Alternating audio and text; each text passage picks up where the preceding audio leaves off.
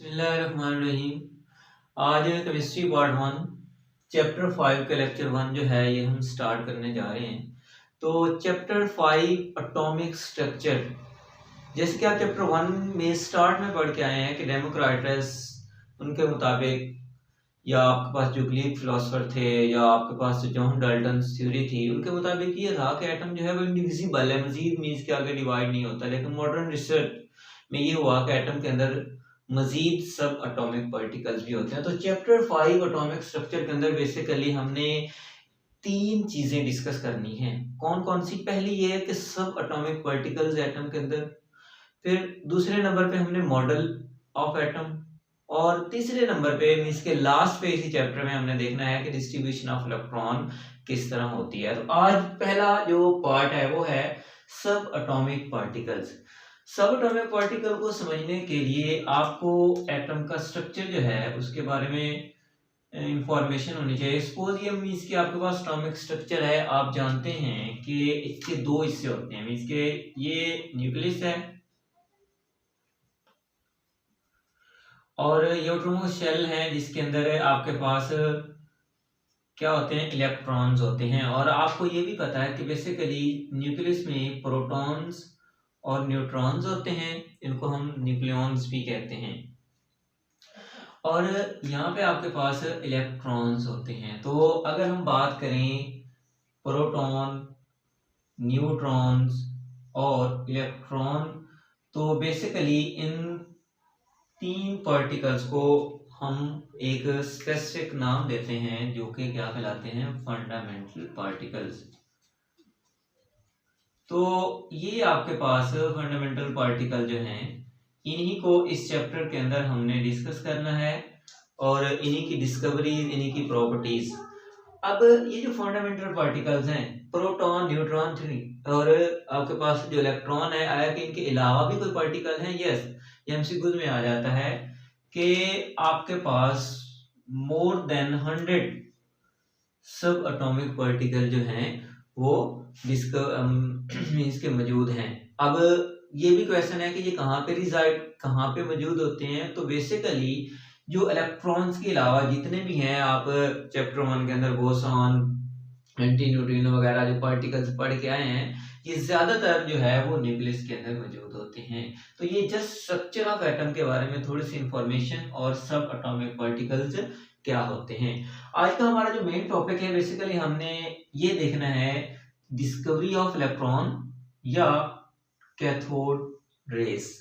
Electron ई negative, या इसको beta negative 1 से भी रिप्रेजेंट करते हैं। तो ये आपके पास बेसिकली इलेक्ट्रॉन की डिस्कवरी। अब इलेक्ट्रॉन की डिस्कवरी जो है वो कोई ये नहीं 1-2 दिन में हो गई या 3-4 दिन में, इसमें काफी साल लग गए और कोई एक साइंटिस्ट की कंट्रीब्यूशन नहीं है, काफी साइंटिस्ट ने इसके अंदर कंट्रीब्यूशन की। और वो कौन से साइंटिस्ट थे, पहले हम उनके बारे में थोड़ा सा जो है जान लेते हैं कि सबसे पहले बेटे अगर हम बात करें कि सबसे पहले किसने कैथोड रेस या इलेक्ट्रॉन्स की डिस्कवरी की, तो सर विलियम क्रूक्स जो साइंटिस्ट थे, उन्होंने कैथोड रेस की डिस्कवरी का आगाज किया। लेकिन इसके बाद जे थॉमसन जो है, आप जानते हैं जो जे थॉमसन है, डिस्कवरी ऑफ इलेक्ट्रॉन में इसका जो काम है वो प्रोमिनेंट है, वो ज्यादा डोमिनेंट है। इसी तरह बाद में जे पेरन स्टोनी, ठीक है, इन्होंने भी एटम में डिस्कवरी में जो इलेक्ट्रॉन की डिस्कवरी थी उनमें पार्टिसिपेट किया। आप इसकी प्रॉपर्टीज में पढ़ेंगे कि स्टोनी ने कैथोड रेस को इलेक्ट्रॉन का नाम दिया। तो बेसिकली विलियम क्रूक्स, इसके 3 मेन बड़े काम थे। विलियम क्रूक्स ने एक तो डिस्कवरी ऑफ कैथोड रेस का आगाज किया, दूसरा आपने प्लाज्मा पढ़ा है, प्लाज्मा जो है बेसिकली वो भी सर विलियम क्रूक्स ने ही उसको इंट्रोड्यूस करवाया, इसको डिस्कवर किया। मैं आपको ना इसकी डायग्राम में भी बताऊंगा कि किस तरह इसके अंदर प्लाज्मा मौजूद होता है। इसी तरह इसने एक थीरियम, आपके पास ग्रुप एलिमेंट है, उसको भी सर विलियम क्रूक्स ने ही डिस्कवर किया। तो ये आपकी इंफॉर्मेशन के लिए कि सर विलियम क्रूक्स का जो कारनामा है, जो उसका काम है केमिस्ट्री के अंदर, वो क्या है, तो वो बेसिकली आपको पता होना चाहिए। और प्रोमिनेंट डिस्कवरी में किसका नाम है, तो वो जे थॉमसन का है। अब आते हैं डिस्कवरी ऑफ इलेक्ट्रॉन जो है उसके लिए तो आपको ऑपरेटर्स की इंफॉर्मेशन होनी चाहिए, ऑपरेटर्स कौन कौन सा होता है, और उसके बाद वर्किंग, और लास्ट पे हम बात करेंगे हाउ दे आर प्रोड्यूस। ये तीन चीजें ही बेसिकली आपके आज के लेक्चर के अंदर हमने सीखनी है कि ऑपरेटर्स क्या होता है, वर्किंग क्या होती है, and how they are produce. अब देखें ऑपरेटर्स में अगर हम बात करें, सबसे पहले discharge tube. Discharge glass tube इसको इस वजह से कहते हैं क्योंकि मतलब इसमें प्रेशर, आगे जाकर हम बात करेंगे, प्रेशर कम किया जाता है, ज्यादा किया जाता है, क्यों किया जाता है, तो इस वजह से नंबर 1 पे जो है आपके पास ग्लास डिस्चार्ज ट्यूब। तो ये आपके पास ग्लास डिस्चार्ज ट्यूब, एक तो अब ये जरूरी नहीं ग्लास ये टिन एल्यूमिना वगैरह किसी और मटेरियल की भी बनी होती है, तो यहाँ पे मतलब जो हम यूज कर रहे हैं वो ग्लास डिस्चार्ज ट्यूब है। नंबर 2 पे जो आपने यहाँ पे चीज यूज करनी है बेटे, इलेक्ट्रोड यूज करने हैं। अब व्हाट इज इलेक्ट्रोड, अगर हम बात करें इलेक्ट्रोड की, तो इलेक्ट्रोड बेसिकली चार्ज एंड इनके वो किनारे, वो हिस्से जिसके ऊपर कोई चार्ज होता है, और ये बेसिकली दो होते हैं और आप जानते हैं कौन कौन से, कैथोड जिसके ऊपर नेगेटिव चार्ज, एनोड जिसके ऊपर पॉजिटिव चार्ज। तो ये बेसिकली दो इलेक्ट्रोड्स लगे हुए हैं, एक कैथोड है और दूसरा आपके पास एनोड है। अब दूसरा जो ऑपरेटर्स में आपने चीज देखी है वो क्या है कि दो इलेक्ट्रोड हैं। अब तीसरी चीज क्या है, सोर्स ऑफ हाई वोल्टेज। के ऑपरेटर्स में source of high voltage,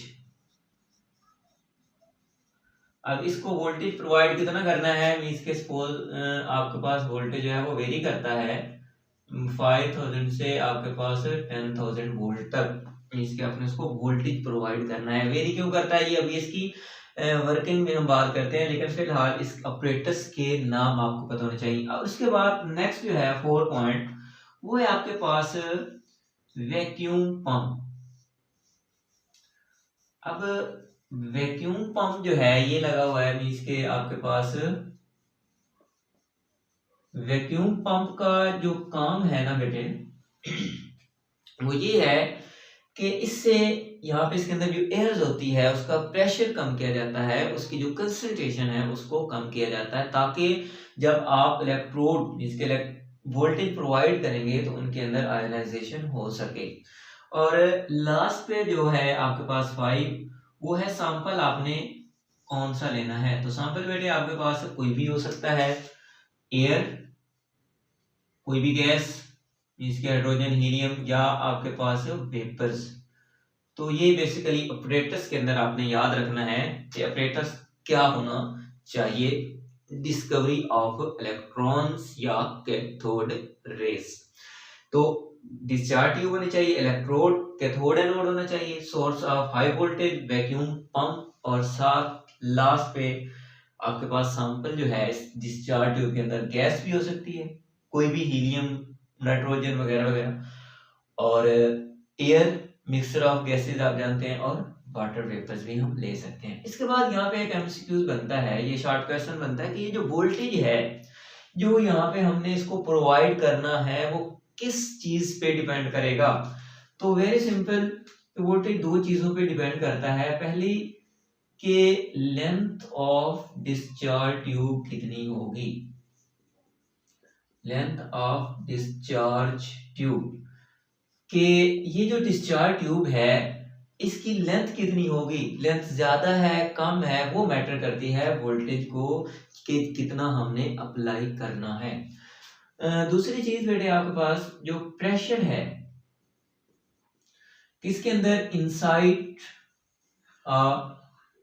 discharge tube, कि आपके पास जो डिस्चार्ज ट्यूब के अंदर प्रेशर है वो भी मैटर करता है कि प्रेशर ज्यादा होगा तो वोल्टेज ज्यादा प्रोवाइड करना पड़ेगा, प्रेशर कम होगा तो फिर हम कम वोल्टेज पे भी उसके डिस्टॉर्शन या उसके अंदर आयनाइजेशन करवा सकते हैं। तो ये बेसिकली आपने याद रखना है कि वोल्टेज जो रिक्वायर्ड होता है वो दो चीजों पे डिपेंड करता है, number 1 is length of discharge tube and number 2 is pressure inside a tube.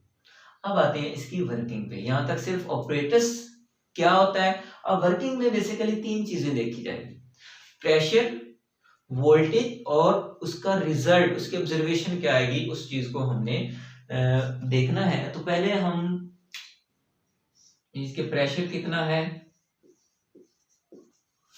उसके बाद वोल्टेज कितना लगाना है, और फिर उसकी ऑब्जर्वेशन जो है वो क्या आएगी। इन चीजों को जो है वो वन बाय वन डिस्कस करना है, स्टडी करना है। अब प्रेशर जो है, मैं यहाँ पे तीन तरह के प्रेशर की वैल्यू लिख के आपको समझा दूंगा ताकि आपको थ्योरी लिखना जो है वो आपके लिए आसान हो जाए। पहला पॉइंट देखें, या नंबर 1 एक्सपेरिमेंट ये है कि अगर हम नॉर्मल एटमॉस्फेरिक प्रेशर लेते हैं तो नॉर्मल एटमॉस्फेरिक प्रेशर आप जानते हैं कितना होता है, वो आपके पास 1 atm,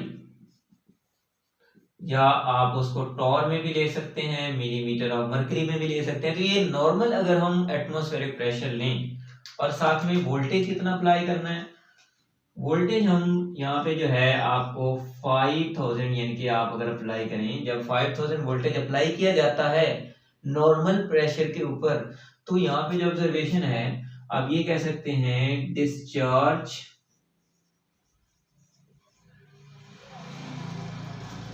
does not take place, कि इसके अंदर कोई डिस्टॉर्शन नहीं होगी, मींस के कोई इलेक्ट्रॉन या कोई चीज इसमें कोई आप ऑब्जर्वेशन नहीं कर सके। तो जब पहला पॉइंट, पहला एक्सपेरिमेंट में ये हुआ कि जब प्रेशर नॉर्मल रखा गया, वोल्टेज प्रोवाइड किया गया, तो यहाँ पे ऑब्जर्वेशन में कोई डिस्टॉर्ट जो है वो टेक प्लेस ना हुई।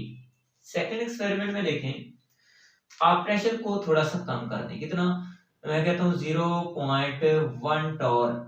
आपकी बुक में ना ये सिर्फ वर्ड लिखा हुआ है, रिड्यूस प्रेशर, कितना लिखा हुआ 0.1 कर दें, उससे और भी कम कर लें। तो आपने जो कि एक्सपेरिमेंट करना है ना, तो वोल्टेज बढ़ा दें, कितना बढ़ाना है, सपोज मैं कहता हूँ कि वोल्टेज जो है आपके पास 5000 से 10,000 इस रेंज में आप वोल्टेज उसका लेंगे, ठीक है। जब आप प्रेशर कम करेंगे, यानी कि ये प्रेशर आपने कम किया, और जब ये प्रेशर कम होता है और इसका ये वोल्टेज जब बढ़ाया जाता है, तो आगे क्या होता है, दो तरह की चीजें आपको ऑब्जर्व कर होंगी या आपको मिलेंगी। पहली चीज ये होती है कि इसके अंदर ना एक इलेक्ट्रिक डिस्चार्ज प्रोड्यूस होता है, और दूसरी चीज इसके अंदर जो है एक यूनिफॉर्म ग्लो प्रोड्यूस होती है, कि इसके अंदर ना एक यूनिफॉर्म ग्लो, चमक जो है वो प्रोड्यूस होती है, और साथ में इलेक्ट्रिक डिस्चार्ज भी होता है। कब, जब आपने इसका प्रेशर कम किया, यानी कि जब इस डिस्चार्ज ट्यूब का प्रेशर कम हुआ, वोल्टेज आपने बढ़ाया, और वोल्टेज जब बढ़ाते हैं तो उस वक्त क्या होता है कि इसके अंदर दो चीजें, एक इलेक्ट्रिक डिस्चार्ज और दूसरा यूनिफॉर्म ग्लो होती है। और तीसरा एक्सपेरिमेंट अगर करें, तीसरे में क्या होता है कि जब प्रेशर आप और ज्यादा कम कर दें, तो प्रेशर जब आप कम करेंगे कितना, 0.01 टॉर, जब प्रेशर और कम करेंगे, वोल्टेज सेम है, मींस कि आपके पास 5000 से आपके पास जो है वो 10,000 वोल्ट तक जब आप इतना, तो इसके अंदर क्या होगा, ये जो ग्लो है, यूनिफॉर्म ग्लो जो प्रोड्यूस हुई थी, अब क्या होती है कि ये ग्लो बेटे आपके पास डिसअपियर हो जाती है, इनविजिबल रेज बन जाती हैं। और ये जो ग्लो डिसअपियर होती है, डिसअपियर होने के बाद क्या होता है कि यहाँ पे एक फ्लोरिसेंस जो है वो पैदा होती है, यानी कि इसके ऑपोजिट वॉल जो है, यहाँ पे क्या होती है, फ्लोरिसेंस पैदा होती है। और इस फ्लोरिसेंस को क्या नाम देते हैं, कैथोड रेज, और बाद में इन्हीं को इलेक्ट्रॉन का नाम देता है। तो इस तरह ये मैंने 3 एक्सपेरिमेंट, यानी कि वही थ्योरी को ही सम अप करके इसको एक्सपेरिमेंट की फॉर्म में लिखा है कि अगर प्रेशर नॉर्मल हो तो वोल्टेज जितना मर्जी बढ़ाते जाएं, उसके अंदर डिस्चार्ज टेक प्लेस नहीं होगी। क्वेश्चन है क्यों नहीं होगी, देखें जब इसके अंदर प्रेशर ज्यादा है, गैस के मॉलिक्यूल बहुत ज्यादा हैं, तो उनके अंदर इलेक्ट्रॉन का यहाँ से पास होना और यहाँ पे स्ट्राइक करना बहुत डिफिकल्ट है, बहुत मुश्किल है।